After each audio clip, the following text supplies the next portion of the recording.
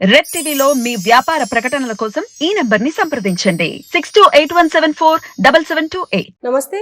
ప్రస్తుతం మనతో పాటు సీనియర్ జర్నలిస్ట్ దాము బాలాజీ ఉన్నారు. ఆయనతో మాట్లాడదాం. నమస్తే సార్. నమస్తే. సార్, జనసేన చీలబోతోంది అని చెప్పేసి కొన్ని వార్తలు వస్తున్నాయి. అంటే అది వైసీపీ ప్రభుత్వం చేస్తుందా లేకపోతే వాళ్ళే జరుగుతుందా అనేది తెలియదు, కానీ ఇది జరుగుతుంది. అంటే అది ఒకవేళ పవన్ కళ్యాణ్ తప్పిదం అనుకోవచ్చా లేకపోతే జగన్ చేసే కుట్ర అనుకోవచ్చా? రెండు ఉన్నాయండి. యాక్చువల్గా పవన్ కళ్యాణ్ కూడా కొద్దిగా సబ్జెక్టివ్ అంటారు. ఎప్పుడైనా కూడా నేను మీ ఇంట్లో చీలికలు తేవాలంటే మీ ఇంట్లోనే కొంత ఇబ్బందులు ఉండాలి. మీరు బ్రహ్మాండంగా ఉంటే నేను చీలికలు తేలేను. ఆల్రెడీ కొన్ని ఇబ్బందులు ఉంటే దాన్ని నేను ఉపయోగించుకొని చేయగలుగుతాను. అంటే ఇంటర్నల్ కండిషన్స్, ఎక్స్టర్నల్ కండిషన్స్ అంటారు. ప్రధానమైన అంటే మామూలుగా డైలెక్టిక్స్ థియరీలో ఇంటర్నల్ కండిషన్ ఎప్పుడైనా ఇంపార్టెంట్. ఎక్స్టర్నల్ అనేది ఒక క్యాటలిస్ట్గా పనిచేస్తుంది, కానీ ఇంటర్నల్ కండిషనే ఇంపార్టెంట్. అలాగే తీసుకున్నప్పుడు జనసేన పార్టీ పెట్టి 2014లో పెట్టాడు. అంతకుముందు ప్రజారాజ్యం 2008లో. అప్పటి నుంచి కూడా రాజకీయాల్లో ఉన్నట్టే పవన్ కళ్యాణ్. 2008 నుంచి రాజకీయాల్లో ఉన్నట్టు పవన్ కళ్యాణ్, పార్టీ పెట్టినప్పటి నుంచి కాదు. సో రాజకీయాల్లో అంత నిజానికి పవన్ కళ్యాణ్కి చాలా విస్తృతమైన రాజకీయ అనుభవం ఉంది. పార్టీ పెట్టకముందే ఆయన ఒక 2-3 ఏళ్లకు ముందు నుంచే పార్టీ కార్యక్రమాలు ఇన్వాల్వ్ అయ్యాడు. అప్పట్లో అనేక మందిని కలిసేవాడు. అలాగే నేను మా ఫ్రెండ్ కూడా 2 సార్లు కలిసాం. ఒకసారి 2 అవర్స్, ఒకసారి 4 అవర్స్ ఆయనతో ఎక్స్క్లూజివ్గా 2-3 చర్చలు చేశాం. అంటే అంత విశేషమైన అనుభవం ఉన్న వ్యక్తి ఇప్పటికి కూడా బేసిక్ పార్టీ నిర్మాణం అనేది లేకుండా ఎందుకు చేశాడు? ఒక నియోజకవర్గంలో ఒక బలమైన క్యాండిడేట్ని ఎందుకు తయారు చేయలేకపోయాడు అన్నది ఇప్పటికి కూడా కన్ఫ్యూజన్. ఇప్పటికి కూడా ఆయన వలస వచ్చిన వాళ్ళకే సీట్లు ఎందుకు ఇవ్వాల్సిన పరిస్థితి ఏర్పడుతుంది? నిజానికి ఆయనకుండే ఇమేజ్కి, ఆయనకుండే కరిష్మాకు, ఆయనకుండే స్టార్ ఫాలోయింగ్కి ఎవరినైనా నిలబెట్టేసి గెలిపించవచ్చు. జగన్ లాస్ట్ టైం అట్లాగే చేశాడు. అంతకుముందు ఎన్టీఆర్ అలాగే చేసేవాడు. ఎన్టీఆర్ ఆధ్వర్యంలోనే కదా అనేక మంది అనామకులు, కండక్టర్లు, టీచర్లు, రకరకాల సామాన్య జనం అంతా అధికారంలోకి వచ్చారు. ముఖ్యంగా బీసీల పెద్ద ఎత్తున ఆయన తీసుకొచ్చాడు. అట్లాగే జగన్ కూడా మొన్న తీసుకున్నప్పుడు ఎవరెవరో గెలిచారు. మా ఫ్రెండ్ కూడా ఒక ఆయన గ్రూప్ 1 ఆఫీసరు ఎంపీ అయ్యారు. సో ఆయన ఒక పైసా ఖర్చు పెట్టలే. ఫర్ ఎగ్జాంపుల్ అవతలోడు 100 కోట్లు ఖర్చు పెట్టాడు, కానీ మా ఫ్రెండ్ గెలిచాడు. ఒక బీరు కూడా తీసేయలేదు ఎక్కడ. ఇది ఎంక్వైరీ కూడా చేసుకోవచ్చు. అనంతపూర్లో రంగయ్య, ఆయన పేరు తలారి రంగయ్య. సో అటువంటి ఒక ఇది చేయగలిగినప్పుడు పవన్ కళ్యాణ్ ఎందుకు చేయలేడు? ఎందుకు వేరే పార్టీలో నుంచి వచ్చి చేరిన వాళ్ళకి సీట్లు ఇవ్వాల్సిన పరిస్థితి ఎందుకు ఉంది? పోనీ అక్కడ లేరా క్యాండిడేట్ అంటే ఉన్నారు. అక్కడ వాళ్ళకి ఇచ్చి వాళ్ళని ఇచ్చేయచ్చు కదా. ఇక్కడ మనం బరిలెక్కనే చూసాము, ఆమె ఎంతో చేయగలిగింది. ఇక్కడ పవన్ కళ్యాణ్ నిలబెట్టిన 8 మంది నిలబెడితే 7 మంది బరిలెక్క కంటే తక్కువ ఓట్లు వచ్చాయి. అంటే ఏంటి? ఆయన నిర్మాణం మీద, పార్టీ స్ట్రక్చర్ మీద, పార్టీలో తన అభిమానుల్ని పొలిటికల్ క్యాడర్గా ట్రాన్స్ఫార్మ్ చేయడం మీద, వాళ్ళకు పొలిటికల్ క్లాసులు ఇచ్చి ట్రైనింగ్ చేయడం మీద దృష్టి పెట్టాల. ఎప్పుడైనా పొలిటికల్ పార్టీ నిర్మాణం అంటే ఎప్పుడు వస్తుందంటే నువ్వు అనేక అజిటేషన్ యాక్టివిటీస్ తీసుకోవాలి, ఉద్యమాలు చేయాలి. ఆ ఉద్యమంలోంచి నాయకత్వం ఎవాల్వ్ అవుతుంది. ఊరికే నువ్వెవరో నీకు నచ్చినోడిని నువ్వు నాయకుడు అంటే అవ్వడు. నాయకులు ఎలా తయారవుతారు? ఉద్యమాల్లో నుంచి తయారవుతారు. అజిటేషన్స్లో నుంచి, ఉద్యమాలు చేయడం నుంచి, ప్రజల్లో అరే ఇతను మన కోసం కొట్లాడుతున్నాడు, లాఠీ దెబ్బలు తింటున్నాడు అని. మేమంతా విద్యార్థి ఉద్యమాల్లో పాల్గొనేటప్పుడు లాఠీల దెబ్బలు తిన్నాము, జైలుకి వెళ్ళాము. అప్పుడే మనకి లీడర్షిప్ అనేది ఎవాల్వ్ అవుతుంది. అదేమీ చేయలే పవన్ కళ్యాణ్. ఇతను ఏంటంటే సినిమాల్లో ఎట్లాగైతే హీరో పోయి పరిష్కరిస్తాడో ఇక్కడ కూడా అదే పద్ధతి. అతను మొత్తం సినిమా ఎక్స్టెన్షనే రాజకీయాలండి. రాజకీయాలకి సినిమాకు ఉండే తేడానే చూడాలి. ఎన్టీఆర్కి కూడా ఇదే లక్షణం ఉంది. ఎన్టీఆర్ కూడా సినిమా హీరోలాగే మాట్లాడేవాడు. నేను అప్పుడు కాళహస్తిలో ఒక సభకి వెళ్ళా, ఎన్టీఆర్ సభకి వెళ్తే ఏమిటి ఇది నేల ఈనిందా, ఆకాశం ఏదో ఇట్లా మాట్లాడుతున్నాడు. నాకు ఆ భాష రాదు, కానీ ఆకాశం చిల్లులు పడిందా అని ఇట్లా మాట్లాడుతున్నాడు. మొత్తం మాకు సినిమా చూసినట్టే ఉంది. అంతకుముందు ఆయనది సినిమాలు బొబ్బులి పులి, సర్దార్ పాపరాయుడు, ఈ సినిమాలు మేము తెగ చూసేవాళ్ళం. అదే మాదిరిగా ఉన్నాడు ఇక్కడ కూడా బయట. అది ప్లస్ అయింది ఆయనకి. కానీ దాని తర్వాత ఆయన నిర్మాణాల్లోకి వెళ్ళలే. కానీ చంద్రబాబు ఆ పని చేయగలిగాడు. చంద్రబాబు పార్టీ నిర్మించడం, పార్టీ స్ట్రక్చర్ని డెవలప్ చేయడం అనేది చంద్రబాబు చేశాడు. చంద్రబాబు లేకపోతే ఎన్టీఆర్కి ఆ నిర్మాణాలు అనేవి ఏవి చేతగావు. ఆయనకు వన్ మ్యాన్ షోనే. అదే లక్షణం పవన్ కళ్యాణ్కి ఉంది. దురదృష్టం ఏంటంటే పవన్ కళ్యాణ్కి చంద్రబాబు లేడు. అంటే చంద్రబాబు బయట ఉన్నాడు. ఇప్పుడు పవన్ కళ్యాణ్ పార్టీలో అట్లాంటి ఒక వ్యక్తి ఉండాలి. కానీ ఉన్నా కూడా ఈయన ఆ వ్యక్తి ఫ్రీడమ్ ఇయ్యరు. ఎన్టీఆర్ ఫ్రీడమ్ ఇచ్చాడు కాబట్టి చంద్రబాబు చేయగలిగాడు. ఇతను ఇవ్వడు. ఎందుకంటే ఇతనికి ఇన్ఫీరియారిటీ కాంప్లెక్స్, ఇన్సెక్యూరిటీ ఎక్కువ. ఎందుకంటే అక్కడ పనిచేసిన వచ్చిన వాళ్ళు చాలామంది నాతో మాట్లాడినప్పుడు కూడా చెప్పింది ఏంటంటే, ఎవరైనా అతను విభేదిస్తే అతను తట్టుకోలేడు, వాడిని పక్కన పెట్టేస్తాడు, లేకపోతే వాడిని తరిమేస్తాడు అని చాలామంది చెప్పారు.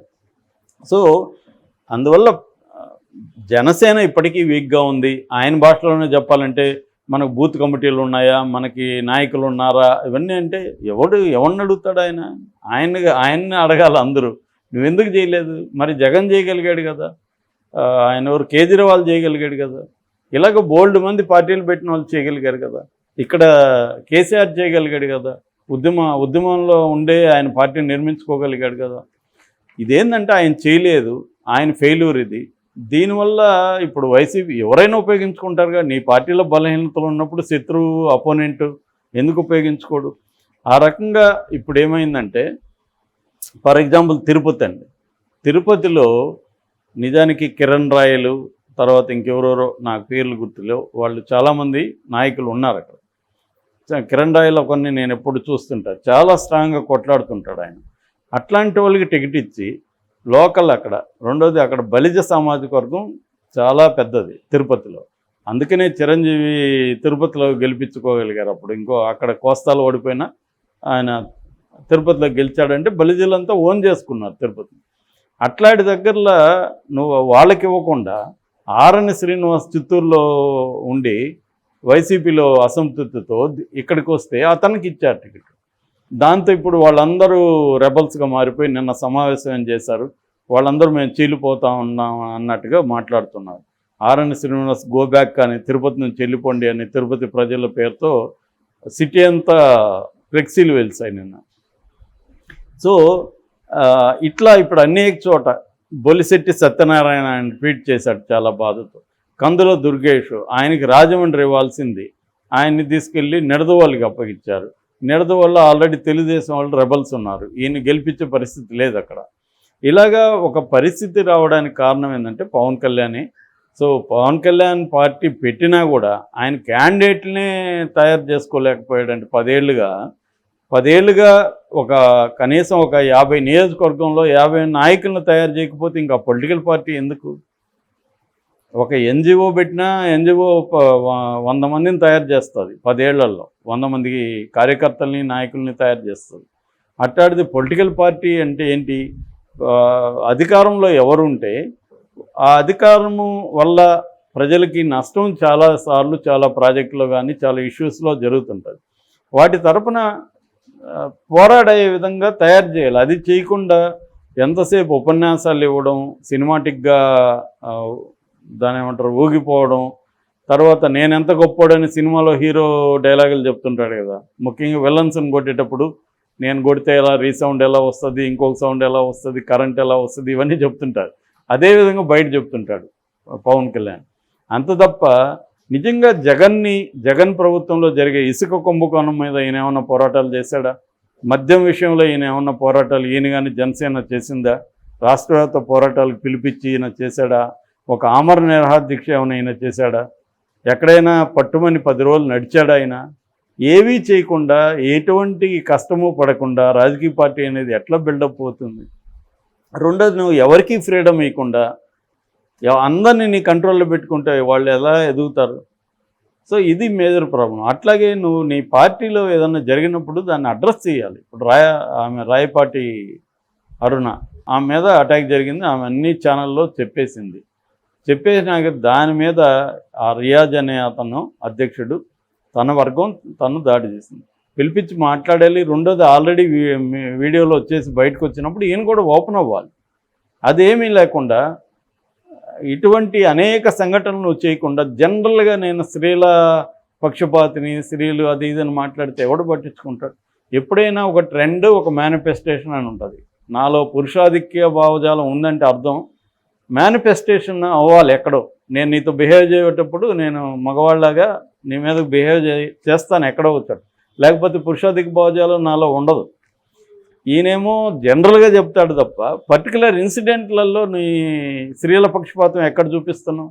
రాయపాటి అరుణ ఆమె స్త్రీ, బీసీనా దళిత కన్ఫ్యూజన్ అయితే ఉంది. ఏదేమైనా ఆమె ఒక డౌన్ ట్రాడన్ అమ్మాయి, తను చాలా స్ట్రాంగ్గా పనిచేసే అమ్మాయి. ఆమెకే నువ్వు న్యాయం చేయలేకపోతే, అట్లాగే గీతాంజలి అనే అమ్మాయి ఆత్మహత్య చేసుకుందా, ఎట్లా చచ్చిపోయింది తెలియదు. ఆత్మహత్య అనేది ఎక్కువ మంది అంటున్నారు. పోనీ ఎలాగన్నా ఆమె చనిపోయింది, ఒక నేషనల్ ఇష్యూ అయింది, దాంట్లో ఇతను ఎందుకు మాట్లాడలేదు, ఆమెను ఎందుకు ఇప్పటివరకు పరామర్శించలేదు? సో ఇది ఆయనకు ఉండే ప్రాబ్లము. దానివల్ల తిరుగుబాట్లు అనేవి అనేక చోట్ల జరుగుతున్నాయి. దీంట్లో మరి ఏం చేస్తాడు చూడాలి. ఆయనైతే నేను మధ్యవర్తిత్వం వహించాను పొత్తు కోసం, అందువల్ల నేను నష్టపోయానని చెప్తున్నాడు.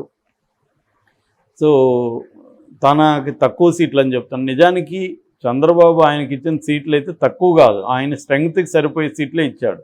కానీ తక్కువని ఎందుకు అందరూ ఫీల్ అవుతున్నారు అంటే రెండు కారణాలు. ఒకటి, వైసీపీ బలంగా తక్కువ అనే విధంగా స్ట్రాటజీగా ప్రచారం చేస్తుంది.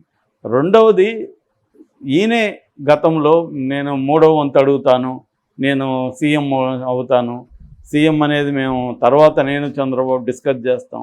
ఏంటి నువ్వు డిస్కస్ చేసేది? నువ్వు మైనర్ పార్టీ, నువ్వేంటి డిస్కస్ చేసేది?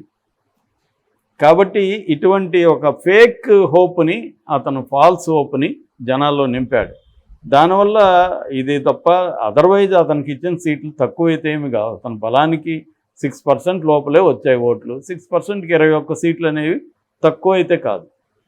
కానీ అతను ఇంకొక కారణం బీజేపీ 1% కూడా లేని దానికి 10 సీట్లు ఎందుకు ఇచ్చారు?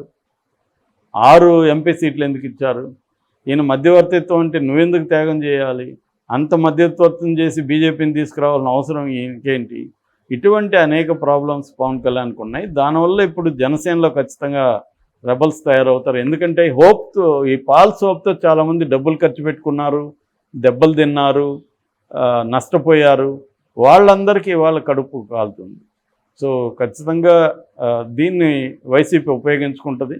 ఎలక్షన్లు అయిపోయే లోపల నాకు తెలిసి 2-3 జిల్లా విభాగాలు దూరం అయిపోతాయి. Okay sir, thank you.